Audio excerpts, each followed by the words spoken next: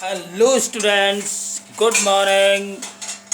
एक दिन की देरी के लिए सॉरी।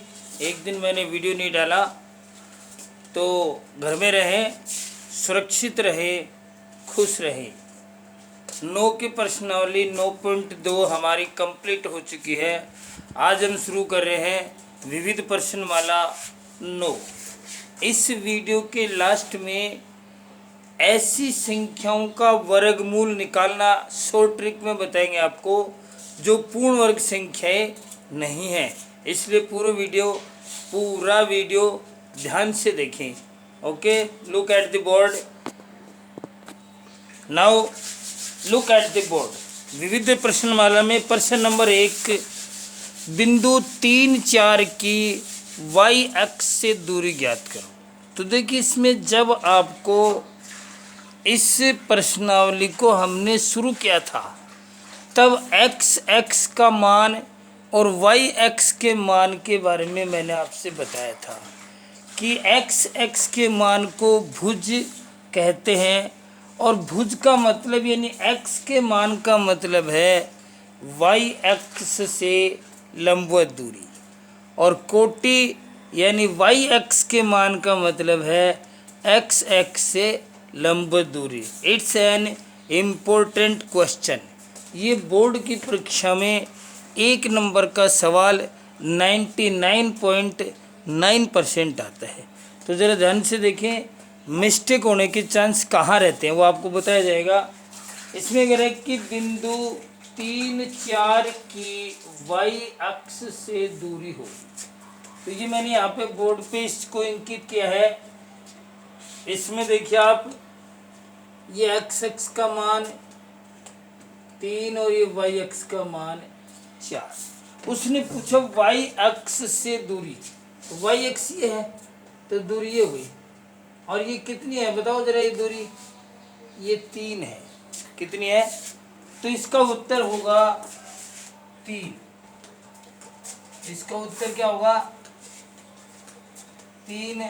अब आगे उसने कुछ दे नहीं रखा है इकाई, और नहीं भी लिखे तो कोई दिक्कत नहीं, इकाई वगैरह लिखने की ज़रूरत नहीं है।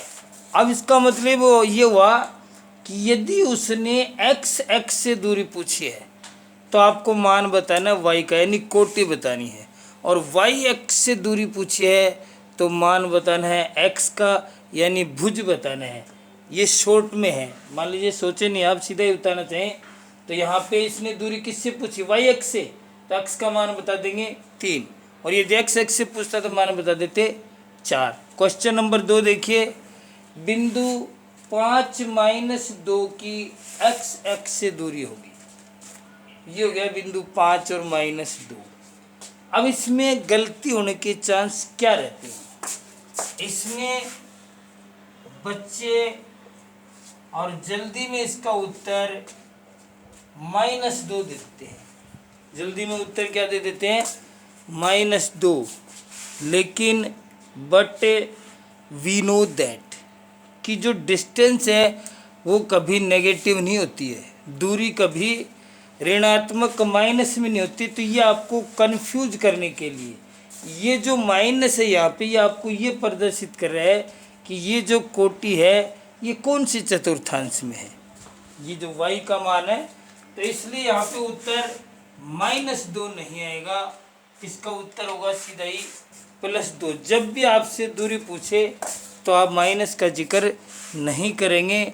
मान लीजिए उसने ये कह देता कि -5 होता है यहाँ पे, और फिर वो y से दूरी पूछता तो माइनस नहीं आता, प्लस ही आएगा। समझ गए ना? दूरी हमेशा प्लस में होगी। प्रश्न नंबर 3, बिंदु 0, 3 और -20 के बीच की दूरी ज्ञात करो। सिंपल सा प्रश्न है, सूत्र मैंने आपके सामने बोर्ड पे लिख दिया है और इंडिकेट भी कर दिया है। x1 y1 x2 y2 दूरी का सूत्र लगेगा। और इसकी आगे भी मैंने एक बात लिखी है, तो आपको मैं बोलूँगा नहीं, आपको ये करना है। समझ गए? Okay, next question. प्रश्न नंबर कह रहे कि बिंदु -2 1 2 -2 व 5 2 शीर्ष वाले त्रिभुज का प्रकार बताओ। तो देखिए इसमें इसका हल यहाँ लिखिए, माना A -2 1 B 2 -2 व C 5 2 त्रिभुज ABC के शीर्ष है। अब हमें बताना ये किस प्रकार का है, तो आप इसकी भुजाएं निकालें। क्या निकालें? पहले निकालें AB √ x2 - x1 का whole square plus y2 - x2 2 -x1 -2 और इसका होल स्क्वायर प्लस y2 -2 और -y1 1 और इसका,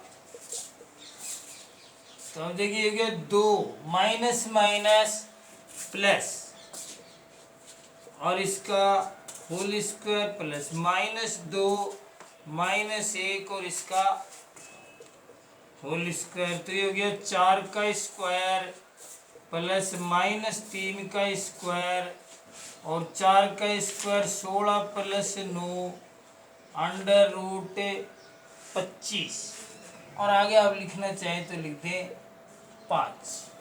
25 का अंडर कितना होता है?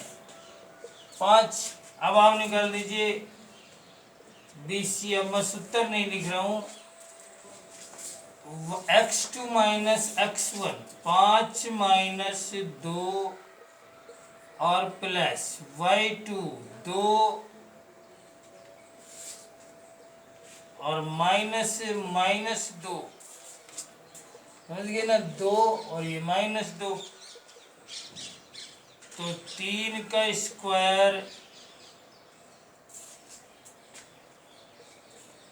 प्लस 2 + 2 का स्क्वायर, 3 का स्क्वायर प्लस 4 का स्क्वायर बराबर 9 + 16 √25 कितना आ गया? 5। अब आप निकाल दीजिए AC √x2 5 -x1 -2 और इसका होल स्क्वायर प्लस y2 2 और -y1 1, तो 2 - 1 तो आ गया ये 5 प्लस 2 और 1, तो ये हो गया 7 और प्लस 1, 7 का स्क्वायर प्लस 1 का स्क्वायर और 7 का स्क्वायर 49 प्लस 1 √50। अब आप देखिए इसमें 2 भुजाएं बराबर हैं, AB और BC, तो हम इसका सीधा उत्तर दे सकते हैं समद्विबाहु त्रिभुज। लेकिन कुछ और भी जांच करनी चाहिए हमें समकोण त्रिभुज के लिए। हेयर यहाँ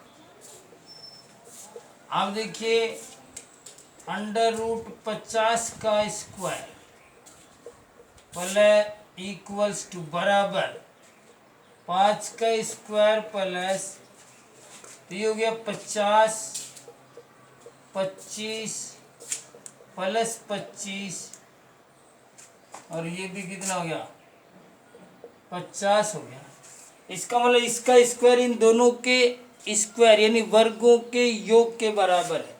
तो समकोण त्रिभुज में ऐसा होता है, कर्ण स्क्वायर बराबर आधार स्क्वायर प्लस, यानी कि चूंकि AC स्क्वायर बराबर AB square plus BC square और ये दोनों बराबर है, तो ये त्रिभुज समकोण भी है और समद्विबाहु भी है।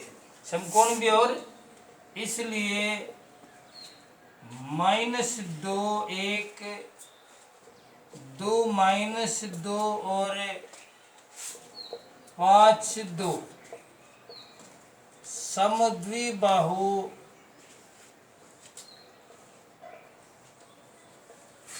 समकोण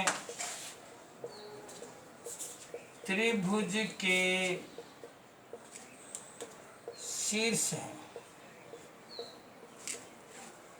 अंडरस्टैंड? और देख ले जरा ध्यान से।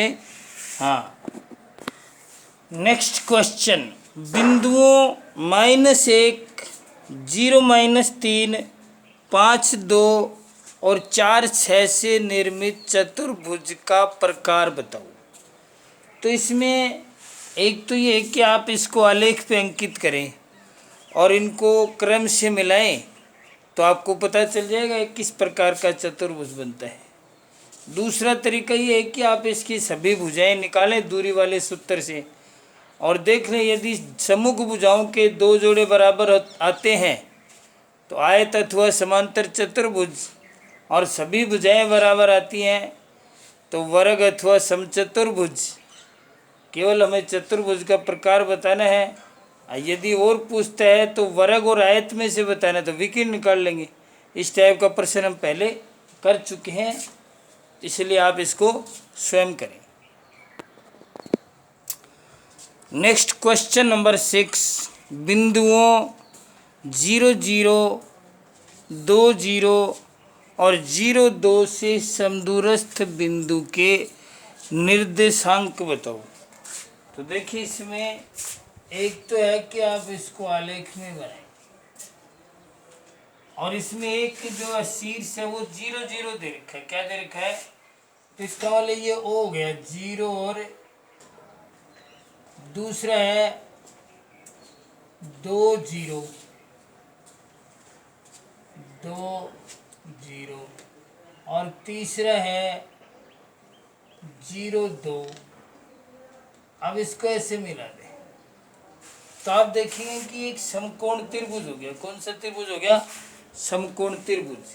अब समकोण त्रिभुज का जो कर्ण होता है उसका मध्य बिंदु तीनों शीर्षों से समदूरस्थ होता है।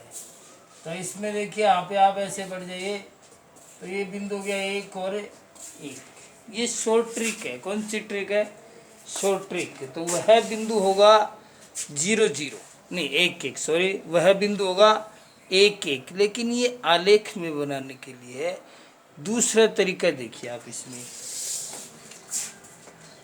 तो इसमें यहाँ पे आपको डायग्राम में दिख रहा है कि माना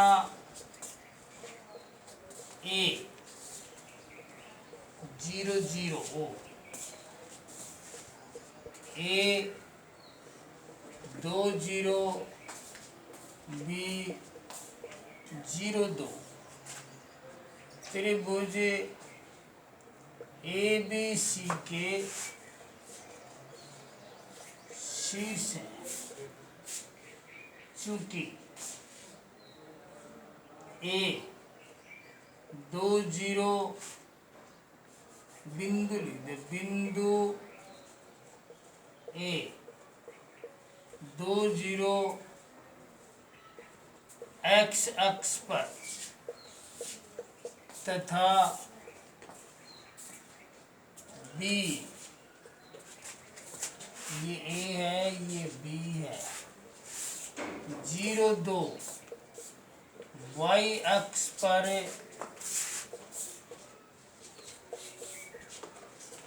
स्थित है और O मूल बिंदु है। इसका मतलब ये समकोण त्रिभुज हो गया। इसका मतलब क्या हो गया? समकोण त्रिभुज हो गया। इसलिए त्रिभुज AOB समकोण त्रिभुज है तथा हम जानते हैं कि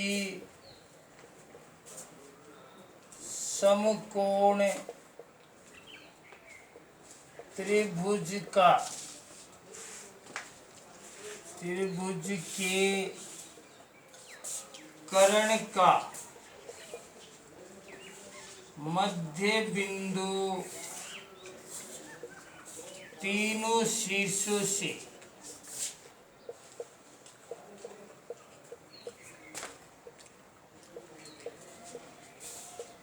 समदूरस्थ होता है। ये आपने 9th क्लास में पढ़ा होगा, और नहीं पढ़ा तो अब आप समझ लीजिए। ये एज ए थ्योरम यूज होती है, एज ए पर में इस्तेमाल किया जाता है इसको, कि किसी भी समकोण त्रिभुज के कर्ण का मध्य बिंदु उसके तीनों शीर्षों से समदूरस्थ होता है। तो ये मान लीजिए बिंदु सी है जो कर्ण का मध्य बिंदु है। ये चित्र यहाँ फिर बना देता हूँ आपको।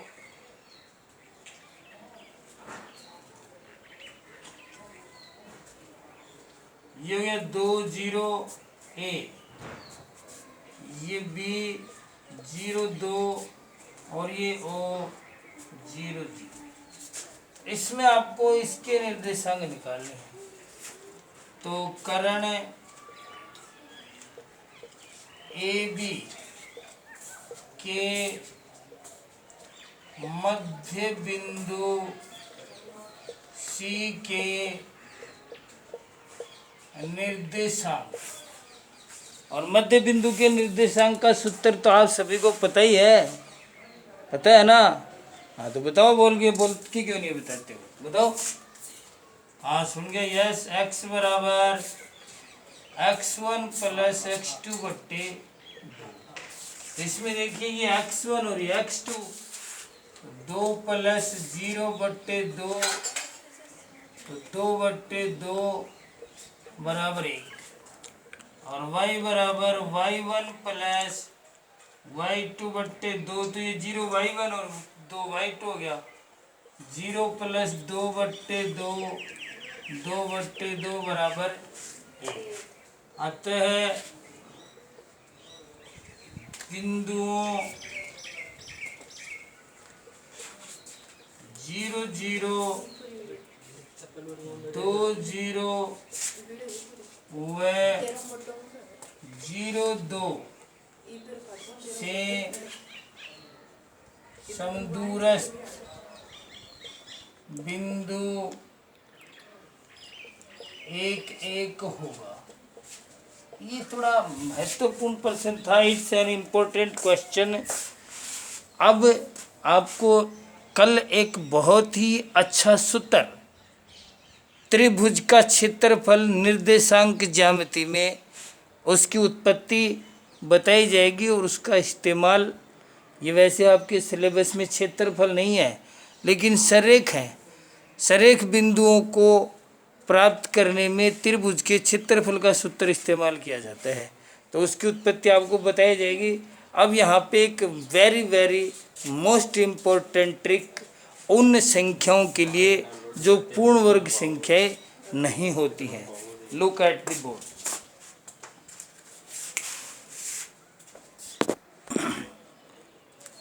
उन संख्याओं का वर्गमूल निकालना जो पूर्ण वर्ग संख्याएं ना हो।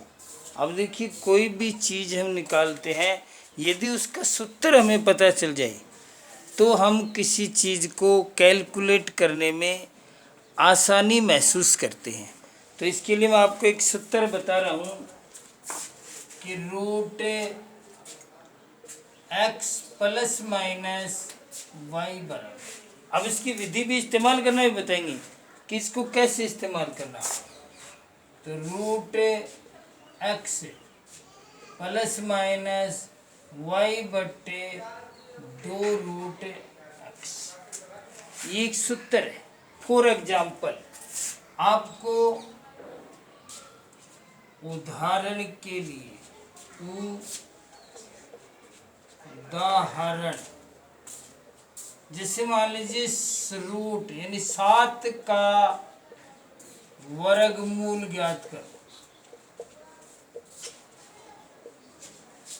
7 का वर्गमूल ज्ञात करो। अब 7 पूर्ण वर्ग संख्या है नहीं, तो इसमें देखिए इसको इस सूत्र में लिखेंगे हम, इनमें जो चिन्ह वो एक ही होगा, या तो प्लस का या माइनस का। ये जरूर ध्यान रखें कि आपको ये जो वर्गमूल में संख्या दे रखी है इसके आसपास की पूर्ण वर्ग संख्या पता होनी चाहिए। जैसे 9 के आसपास, नहीं 7 के आसपास एक तो 9 है और एक 4 है, एक तो 9 है और एक, मैं दोनों इस्तेमाल करके बताता हूँ। पहले 9, तो इस 7 जैसे √7, इसको मैं ऐसे लिख सकते हैं क्या, 9 - 2, जिसमें से 9 पूर्ण वर्ग संख्या है। अब इसमें से एक ही चिन्ह इस्तेमाल करना है, तो माइनस इस्तेमाल करने हमने, तो ये हो गया x और ये हो गया y। लिख दीजिए √x, अब माइनस है तो माइनस y, 2/2 गुणा √x, x का मान लो है यहाँ पे, तो ये 3 -2/2 गुणा 3, तो ये 3 - 2/, या 1/3, 100 और ये, क्योंकि ये 2 से 2 तो कट गया। अब एलसीएम आ गया 3, 9 - 1, 8/3, 8 में भाग दे दीजिए 3 का, तो 3 दूनी 6, दशमलव कितना बच गया, तो √7 का वर्गमूल दशमलव के एक ही अंक तक ज्ञात होगा इस विधि में। यह आपके 10th लेवल में काम आते हैं, इसलिए आपको बता रहे हैं। तो 2.6। दूसरा तरीका देखिए आप, √7, तो इसको हम क्या लिख सकते हैं, 4 + 3 लिख सकते हैं ना। अब हम प्लस का इस्तेमाल कर रहे हैं, तो ये तो हो गया x और ये हो गया y। सूत्र के अनुसार √x यानी के 4, अब प्लस इस्तेमाल लिया हमने, 3/2 गुणा √4, तो बराबर 2 प्लस ये हो गया 3/2 गुणा 2, बोलो कौन बोलो, बोलो 3/4, एलसीएम कितना 4, 8 + 3 कितना गए 11 और बट्टे 3, तो ये आ गया 2.67 या 71। ये दशमलव के एक अंक के बाद थोड़ा डिफरेंट जरूर आएगा इसमें, दशमलव के एक अंक के बाद।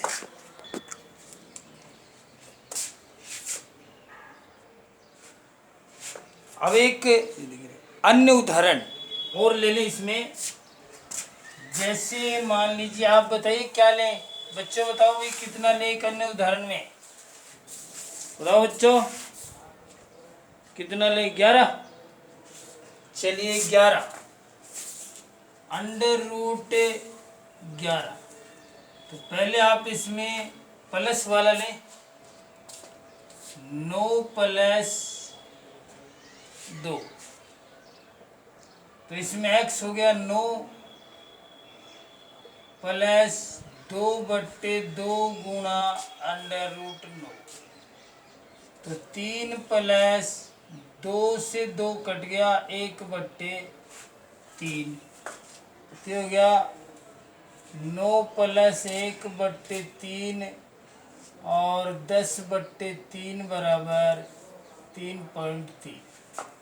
अब माइनस वाला इस्तेमाल कीजिए, तो ये हो गया 16 और -5, तो x तो ये हो गया और y ये हो गया, तो √16 + 5 -100 और 2 गुणा √16, तो 4 - 5/2 गुणा 4, एलसीएम आ गया 8, एलसीएम कितना आ गया और ये हो गया 8 चौके 32 माइनस 5 तो 27/8, 8 तिये 24, बच गया 3, 8 तिये 24। दोनों ही स्थितियों में 3.3। पीछे वाले में आप इस तरह से किसी भी ऐसी संख्या का वर्गमूल ज्ञात कर सकते हैं आप जो पूर्ण संख्या नहीं है। लेकिन इसमें एक फिर आप ध्यान रखें, शर्त ये है कि दशमलव के एक ही अंक तक से आएगा। ये उस प्रश्नावली में आपके काम में आएगी, मेंसुरेशन में, जहाँ आपको क्षेत्रफल निकालना होता है। अंडरस्टैंड। आज के लिए इतना ही। Have a nice day. खुश रहो, स्वस्थ रहो, घर में रहो। Thank you very much.